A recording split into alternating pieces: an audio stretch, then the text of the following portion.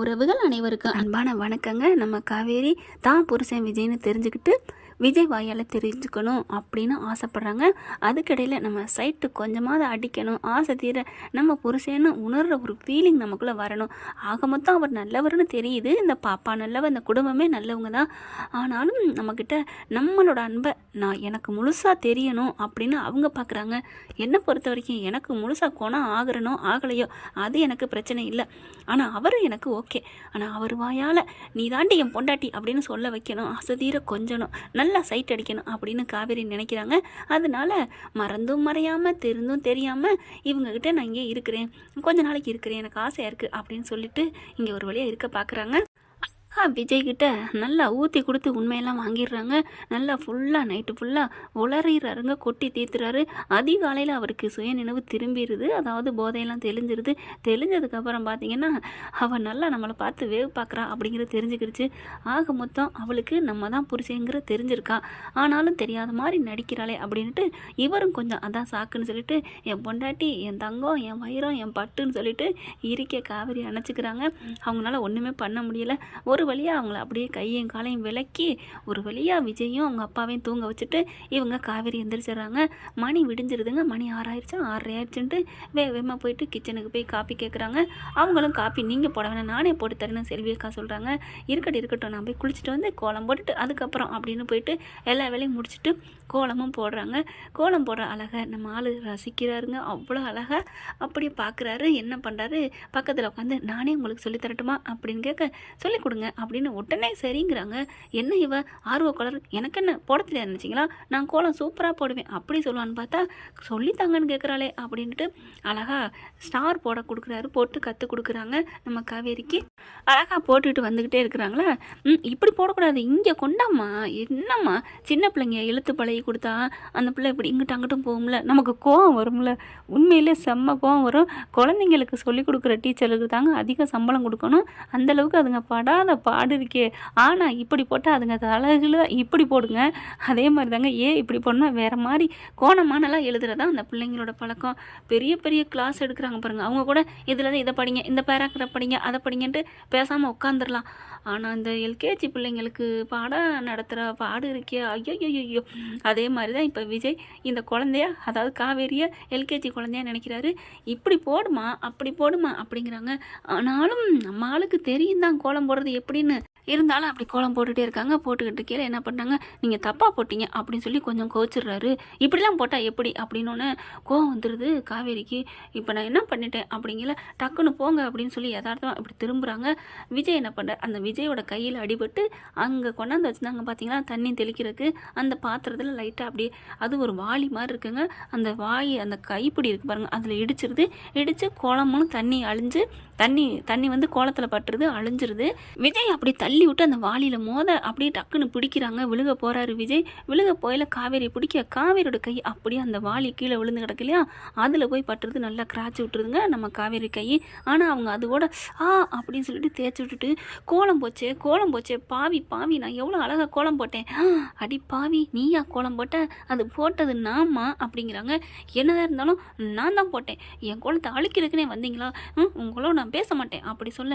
இங்கே பாருமா, நான் எங்கேடா, நீ தான், ஐயோ நான் இல்லை, போங்க இங்கே பாருங்க, கை வேற எரியுது, தள்ளி விட்டீங்க, எனக்கு கோலம் வேணாம், ஒன்று வேணாம், கோலத்தில் தண்ணி ஊற்றி அழிச்சு விட்டீங்கல்ல, உங்களோட பேச மாட்டேன், என்னோட பேசாதீங்க அப்படின்னு சொல்லிட்டு அப்படிக்கா எல்லாத்தையும் போட்டுட்டு இப்படிக்கா வந்துடுது.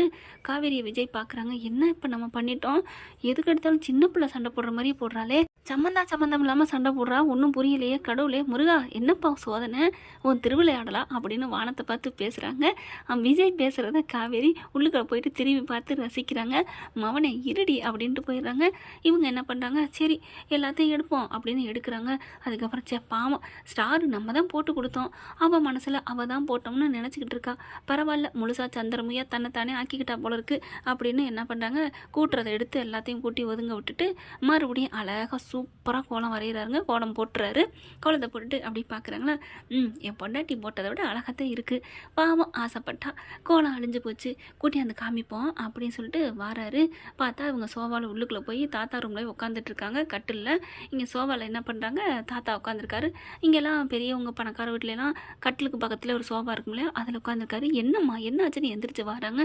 ஒன்றும் இல்லை, உங்கள் பேரை என்ன பண்ணார் தெரியுமா, என்னம்மா பண்ணார் என்ன பண்ணார் அப்படின்னு சொல்லிட்டு வந்து கேட்க, நான் கோலம் போட்டேன் தெரியுமா, அழகான கோலம், சூப்பர் கோலம், ஆனால் அந்த கோலத்தை அழிச்சிட்டாரு. என்னம்மா கோலம் போட்ட, ஸ்டார் கோலம். ஸ்டார் கோலமா, அது எப்படி, அது இப்படி இப்படி இப்படி வளைச்சி அப்படி எப்படி போடணும், அது எப்படிம்மா அப்படி எப்படி, அது அவர் தான் சொல்லி கொடுத்தாரு, அவர் தான் கையை பிடிச்சி போட்டு கொடுத்தாரு அப்படி சொல்ல, உடனே தாத்தா பார்க்குறது, என்னது என் பேரன் விஜய் சொல்லி கொடுத்தானா, என்னமோ நீ போட்டேன்னு சொன்ன தாத்தா, அப்போ நீங்களும் பார்த்தீங்களா, சரி சரி விடு விடு, ஆத்தாடி ஆத்தாடி, நம்ம இப்போ அவள் பாசையில் தான் போகணும், அவள் பாணியிலே போய்தான் திருத்தணும், இல்லைன்னா இது சொன்னதுக்கே கோவிக்கிறாளே, சரி சரி அப்படின்னு மனசில் நினச்சிட்டு, காவேரி இங்கே பாருமா, அவன் எப்படிம்மா உன் குளத்தை அழிக்க போச்சு, அப்படியே இவங்க சோகமாக இருந்த காவேரி என்ன பண்ணுறாங்க, அப்படியே பல்ப் எரியுது.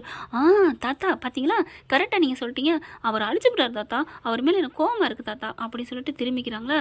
பார்க்குறாங்க, அடே என்னடா பண்ணி தொலைச்சா அப்படின்னு நினச்சிட்டு இருக்கீங்களே. விஜயும் வர்றாரு. ஒவ்வொரு இடமா தேடி பார்த்துட்டு மேலே போகிறாங்க. அம்முங்கில அம்மு தூங்கிக்கிட்டு இருக்கு. என்ன இது காணுமே அப்படின்னு இறங்கி வராங்க. கிச்சனுக்கு போய் பார்க்குறாரு. இப்போ தான் வந்து கிச்சனில் பார்த்துட்டு போனீங்க ஐயா அப்படின்னு செல்வி சொல்ல, இல்லைக்கா வந்தாலான்னு கேட்டேன், வரல தம்பி அப்படின்னு சொல்லிட்டு இருக்கீங்களே, வெளியில் தோட்ட பக்கம் எதுவும் போயிருப்பாளா அப்படின்னு தோட்டத்து பக்கம் போகிறாரு. காணுமே, ஒருவேளை தாத்தா ரூமில் இருப்பாளா அப்படின்னு நினச்சிட்டு இருக்கீங்கள, சேச்சா அவர் தூங்குவாருன்னு தெரியும், அதெல்லாம் போக மாட்டா அப்படிங்கல தாத்தா என்ன பண்ணுறாரு, மெசேஜ் போடுறாரு. டேய் உன் பொண்டாட்டி இங்கே அப்படின்னு சொல்லி எழுதி அதாவது மெசேஜ் தட்டி விட்றாரு. இங்கே விஜய் வெளியில் போகலான்னு நினைக்கல, பொண்டாட்டி இங்கேங்கிறது அதாவது பார்த்துட்றாங்களா, அப்படியே வாசம் வரைக்கும் போயிடுறாருங்க. பாவம், நல்ல வேலை ஓன்னு ரோட அலைஞ்சிட்டு வந்திருப்பாரு. என் பொண்டாட்டியை பார்த்தீங்களா என் பொண்டாட்டியை பார்த்தீங்களான்ட்டு இப்போ வீட்டில் தான் இருக்கணும்னு உடனே திரும்பி வேக வேகமாக வராங்க ரூமுக்கு. தாத்தா ரூமுக்கு உடனே போனால் ஏதாவது மாட்டிக்கோன்ட்டு, அக்கா தாத்தா எங்க அப்படின்னு கேட்க, தாத்தா ரூமில் தூங்கிட்டு இருக்காருப்பா, என்ன காலையில் எப்போ எந்திரிச்சு வருவார், இன்னும் வராமல் இருக்காரு, தாத்தா பேப்பர் படிக்க வரலையா அப்படின்ட்டு யதார்த்தமாக வர்ற மாதிரி வாராராம். ஒன்றும் தெரியக்கூடாதுன்னு, காவேரியை கண்டுபிடிக்கக்கூடாதுன்னு. உள்ளுக்க வந்தோடனே தாத்தா பார்க்குறாங்க, காவேரி எப்படி முறைச்சி பார்த்துட்டு அப்படின்னு திரும்பிக்கிறாங்க. தாத்தா நீங்கள் பேப்பர் படிக்க வரலையான்னு திரும்ப, காவேரி மிஸ் நீங்கள் இங்கே இருக்கீங்களா, நான் உங்களை காணோம்னு தேடிக்கிட்டே இருந்தேன், இப்போ எதுக்கு வந்தீங்க, தாத்தாவை தானே தேடி வந்தீங்க, என்னையவா தேடி வந்தீங்க, ஐயோ உங்களையும் தாங்க தேடி வந்தேன், நடிக்காதீங்க அப்படிலாம் நடிக்காதீங்க, நான் ஏமாற மாட்டேன், நீங்கள் என்ன தேடி வந்தீங்க, தாத்தாவை தானே தேடி வந்தீங்க, போங்க அப்படி சொல்லல கிட்டக வராங்க. இங்கே பாருங்கள் காவேரி மிஸ் என்னை பாருங்கள் அப்படிங்கிற, போங்க அப்படின்னு கையை தட்டி விட்றாங்க.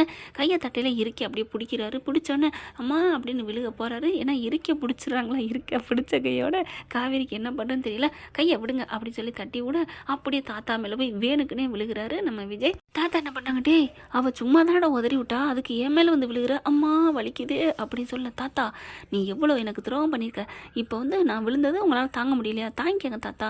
இல்லைடா எனக்கு நெஞ்சில் விழுந்துட்டாடா, என் நெஞ்சில் நீங்கள் நெருப்பள்ளி போட்டிங்களே, இப்போ என்ன உங்களுக்கு நெஞ்சில் நான் விழுந்தா என்ன, ஒன்றும் பிரச்சனை இல்லை பேசாமல் இருங்க அப்படின்னு சொல்லிட்டு, ஆனாலும் வலிக்குதுன்னு சொல்லுங்க அப்படிங்கிறாங்க. டேய் பேசாமல் இருக்குவா இல்லை வலிக்குதுன்னு சொல்லணுமா, வலிக்குதுன்னு சொல்லுங்க தாத்தா அப்படி சொல்லிட்டு பக்கத்தில், என்ன தாத்தா நின்றுக்கிட்டே கேட்க, ஐயோ வலிக்குதுடா நீ பாட்டுக்கு வந்து விழுந்துட்ட, இன்னும் அப்படிங்கிறாரு. ஐயோ வலிக்குதே நெஞ்சு வலிக்குதே அப்படிங்கல. காவேரி என்ன பண்ணுறாங்க, வெளியில் போகிற மாதிரி போயிட்டு, சரி நம்ம இன்னும் கொஞ்சம் ரொம்ப ஓட்டக்கூடாது அப்படின்ட்டு, தாத்தா என்னாச்சு தாத்தா என்னாச்சு தாத்தா தாத்தா அப்படின்னு சொல்லிட்டு பதட்டப்படுறாங்க. டேய் இதுக்கு தான் நடிக்க சொன்னியா, அப்படிங்கல, தள்ளுங்க நான் பார்த்துக்கிறேன் அப்படின்னு கையை பிடிக்க, அவர் இருக்க பிடிக்கிறாரு, விட மாட்டேங்கிறாங்க.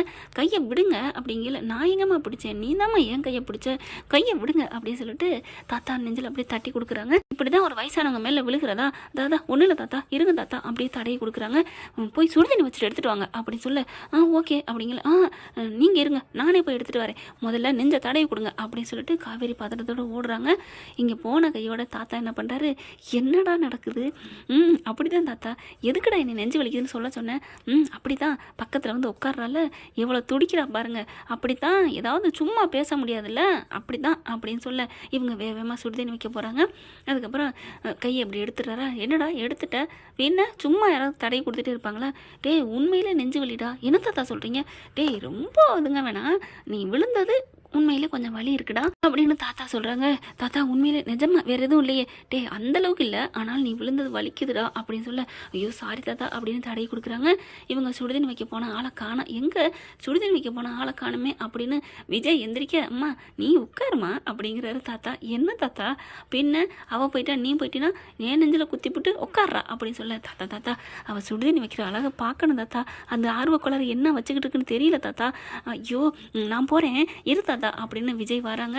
அங்கே பார்த்தா காவேரி என்ன பண்ணுறாங்க, அடுப்பில் சுடுதண்ணி வச்சுட்டு அப்படியே பார்த்துக்கிட்டே இருக்கிறாங்க. விஜய் வாராரு, வந்தா ஐயோ ஆர்வக்கோளரை என்ன பண்ணிக்கிட்டு இருக்குது அப்படின்னு ஸ்தம்பிச்சு போய் நம்ம தலைவர் நிற்கிறாருங்க. ஏன் அப்படி நிற்கிறாரு அப்படிங்கிறத அடுத்த எபிசோடில் பார்க்கலாம். அது வரைக்கும் வெயிட்டிங். மற்ற எபிசோடு நம்ம கதையும் கற்பனையும் மெகர்வீஸ் அதில் போட்டுக்கிட்டு தான் இருக்கேன். மகாநிதி உங்களுக்காக, அன்பு செல்லங்களுக்காக. இந்த பற்றி உங்களுக்கு பிடிச்சிருந்துச்சுன்னா ஐ லவ் விஜய் காவேரி. வேறு என்னங்க நான் கேட்க போகிறேன். அதுவும் இல்லாமல் இன்றைக்கி உங்களுக்கு காவேரியோட கோவம் பிடிச்சிருக்கா, இல்லை விஜயோட கோவம், இல்லை சீனுங்கள் அது பிடிச்சிருக்கா அப்படின்னு கமெண்ட்ஸில் தெரிவித்து உங்கள் பொண்ணான கையால் ஒரு லைக்கை போட்டு சப்ஸ்கிரைப் பண்ணி ஆதரவு கொடுங்க. அன்பு உறவு செல்ல குட்டிங்களே, தேங்க்யூ. இந்த வீடியோ உங்களுக்கு பிடிச்சிருந்தா தயவு செய்து லைக் பண்ணுங்க. இன்னும் அப்டேட்ஸ்க்காக சேனலை சப்ஸ்கிரைப் பண்ண மறக்காதீங்க. நம்ம கிட்ட இருக்க எல்லா சேனல்ஸோட லேட்டஸ்ட் வீடியோ அப்டேட்ஸ்க்காக மேல ரைட் சைடுல காட்டுற லிங்கை கிளிக் பண்ணி வாட்ஸ்அப் குரூப்ல ஜாயின் பண்ணுங்க. உங்களிடம் விடைபெறுவது நான் உங்கள் மெஹர்.